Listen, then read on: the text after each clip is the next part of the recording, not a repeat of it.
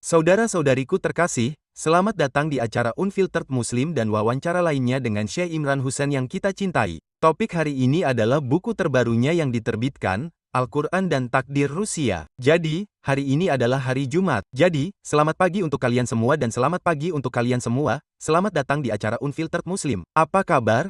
Terima kasih.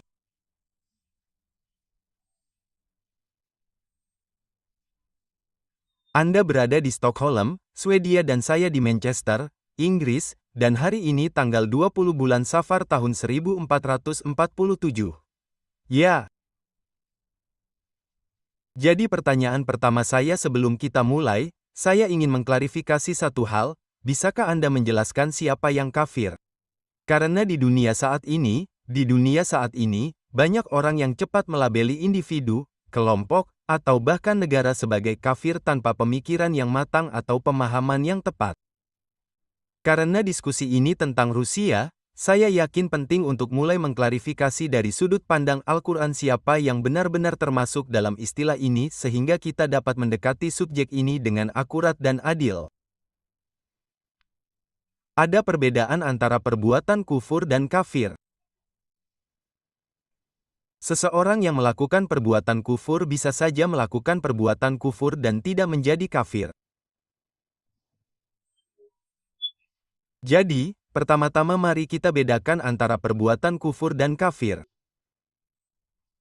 Pertanyaan Anda adalah siapa yang kafir? Anwar mengatakan seseorang yang mengetahui kebenaran dan menolak kebenaran berdasarkan pengetahuan adalah kafir. Ada perbuatan kufur dan Al-Quran membuat banyak jenis kekufuran. Tindakan sebagai tanda terima kasih misalnya adalah kufur. Oke. Namun dalam pengertian hukum kata kufur ketika dihubungkan dengan kebenaran akan menjadi keyakinan yang bertentangan dengan kebenaran.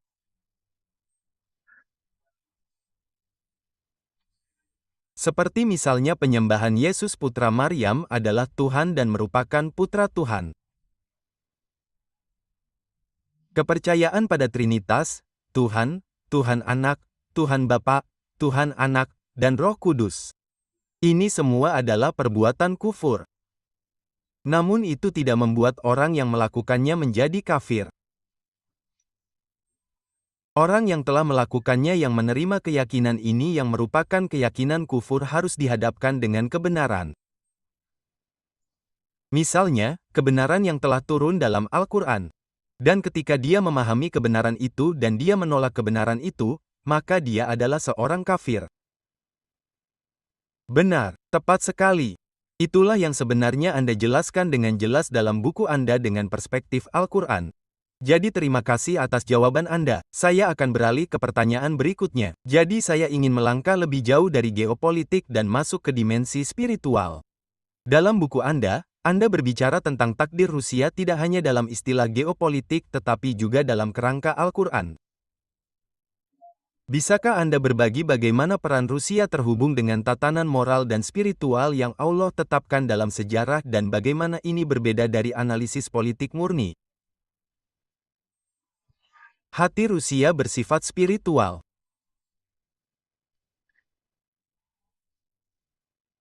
Hati dunia barat modern tidak bertuhan dan kafir. Ada perbedaan besar antara keduanya. Mereka menyerang Rusia pada tahun 1917.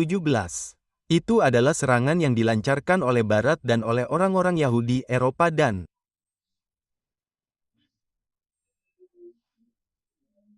mereka membawa revolusi, Bolshevik, dan Rusia akhirnya menjadi bagian dari Uni Soviet dan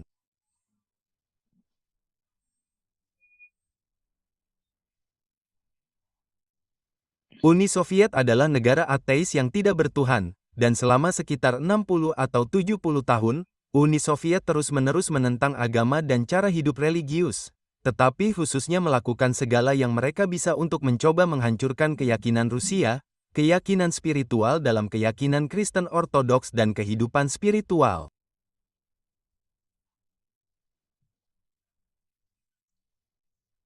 Dan Uni Soviet runtuh setelah sekitar 60 atau 70 tahun.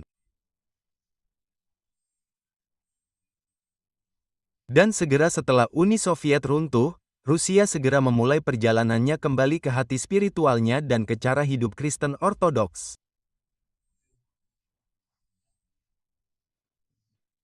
Perjalanan itu baru saja dimulai. Perjalanan itu belum selesai. Jadi jangan mengkritik Rusia ketika Rusia masih berubah. Tetapi Anda setidaknya harus memiliki kapasitas untuk mengenali arah perubahan Rusia dan kembali ke apa yang diinginkannya sebelum revolusi Bolshevik. Rusia adalah negara yang sangat Kristen.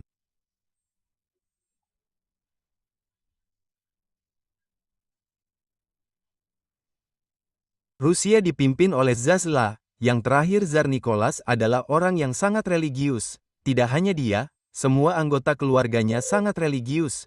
Mereka memiliki keterikatan pada cara hidup spiritual. Ada ayat Al-Quran di mana Allah berbicara tentang orang-orang Kristen.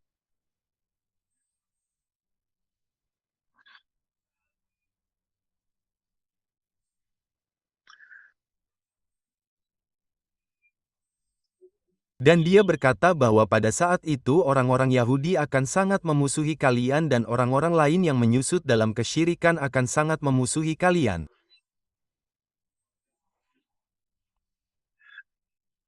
Pada saat itu kalian akan menemukan bahwa akan ada orang-orang yang menyatakan bahwa kami adalah orang Kristen. Mereka menyatakan bahwa kami adalah orang Kristen dan mereka akan sangat dekat dalam cinta dan kasih sayang kepada kalian. Jadi, mereka bukanlah orang-orang sekuler. Orang-orang Kristen di dunia barat adalah orang-orang sekuler. Mereka terutama orang Prancis, terutama orang Amerika. Identitas mereka adalah identitas nasional mereka dan keyakinan agama adalah hal yang sekunder. Jadi, itulah harga yang mereka bayar karena menjadi sekuler. Namun, mereka bukanlah orang-orang yang sekuler dalam pengertian kata ini, karena identitas utama mereka bukanlah nasional. Identitas utama mereka adalah keyakinan mereka. Jadi, Al-Quran mengatakan bahwa mereka adalah orang-orang Kristen yang akan menyatakan bahwa kami adalah orang Kristen. Jadi, jelaslah mereka bukan orang Amerika, mereka bukan orang Prancis, mereka bukan orang Inggris. Mereka adalah dunia Kristen Ortodoks yang dipimpin oleh Rusia. Kemudian Al-Quran menjelaskan mengapa orang-orang ini akan menjadi sangat dekat dalam cinta dan kasih sayang kepada umat Islam pada saat itu ketika misalnya genosida terjadi di Gaza.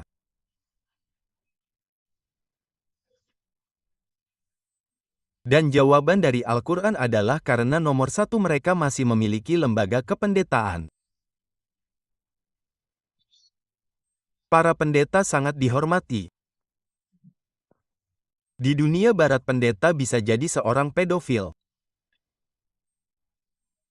Di dunia barat, seorang olahragawan atau atlet wanita atau aktor film atau aktris film memiliki status yang lebih tinggi di masyarakat. Seorang bankir memiliki status yang lebih tinggi di masyarakat dan seorang pendeta memiliki status yang cukup rendah di masyarakat. Tetapi alasan mengapa orang-orang Kristen yang menjadi paling dekat dalam cinta dan kasih sayang kepada Anda, kata Al-Quran adalah karena mereka masih memiliki lembaga kependetaan. Mereka adalah masyarakat yang religius di mana posisi pendeta sangat tinggi di masyarakat itu. Nomor 2, Al-Quran melanjutkan, alasan kedua mengapa orang-orang Kristen ini akan menunjukkan diri mereka paling dekat dalam cinta dan kasih sayang kepada umat Islam adalah karena mereka memiliki lembaga monastisisme. Mereka menghormati dan memuliakan biara mereka. Hati mereka terikat pada biara mereka.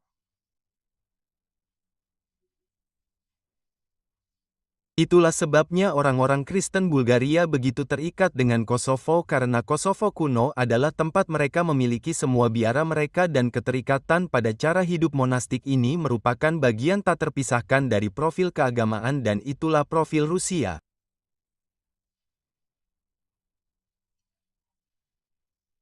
Dan nomor 3 mengatakan Al-Quran, mereka bukanlah orang-orang yang sombong.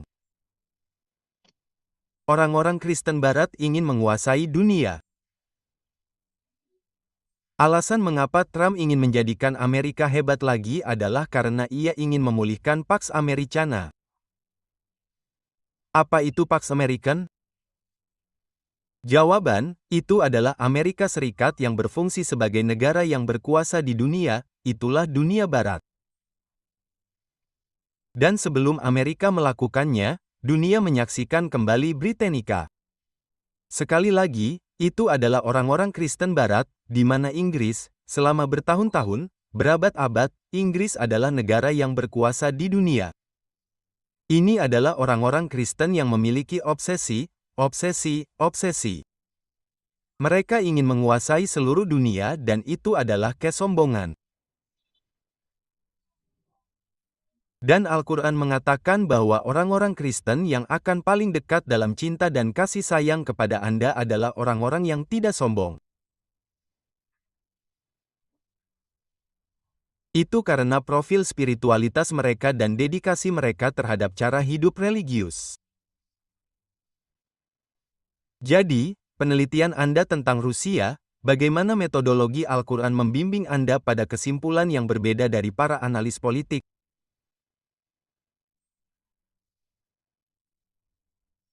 Nah, ada analis politik Barat yang terobsesi dengan kebencian terhadap Rusia dan kebencian terhadap cara hidup Kristen Ortodoks.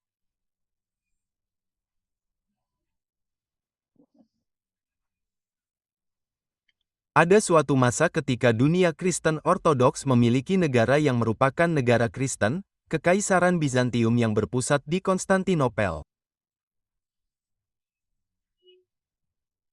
Dan ini adalah orang-orang Kristen yang ingin membawa kembali Israel suci ke dunia. Mereka kehilangan Israel suci di Yerusalem setelah upaya untuk membunuh dan menyalibkan Yesus.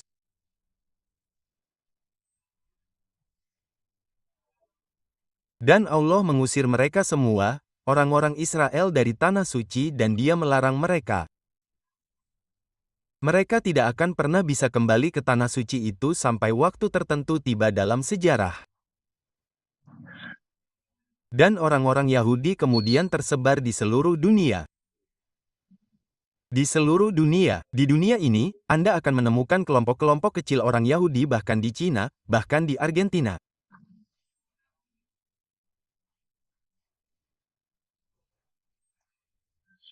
Namun, Allah menolong orang-orang Kristen yang menerima Yesus sebagai Mesias dan yang ingin menjalani kehidupan religius serta yang ingin memulihkan negara suci yang telah didirikan dan telah menyebabkannya menjadi negara yang berkuasa.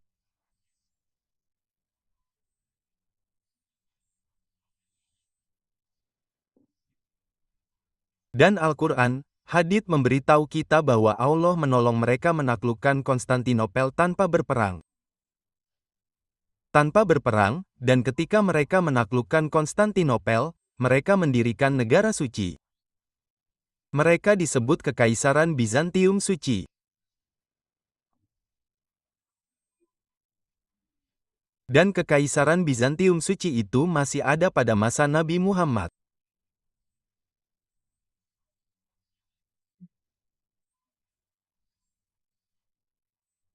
Namun, tentu saja ada penyimpangan yang terjadi dalam kepercayaan mereka ketika, setelah sekitar 3 atau 400 tahun kekristenan, Kaisar Konstantinus memimpin Konsilina dan meresmikan penerimaan Trinitas dan penyembahan Yesus sebagai Tuhan dan Putra Tuhan, Del.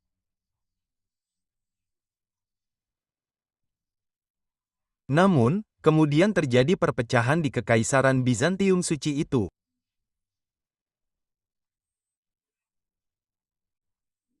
Sebagian dunia Kristen memilih untuk berpaling dari Tuhan Allah dan perintah-perintahnya serta tidak menghormati hukum Sabat.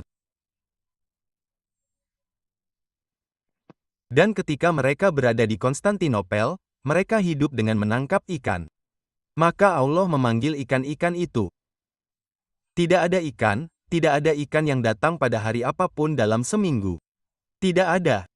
Hanya pada hari Sabat ikan-ikan itu datang. Dan ikan-ikan itu melompat-lompat. Anda dapat melihatnya, tetapi mereka tidak diperbolehkan menangkap ikan pada hari Sabat.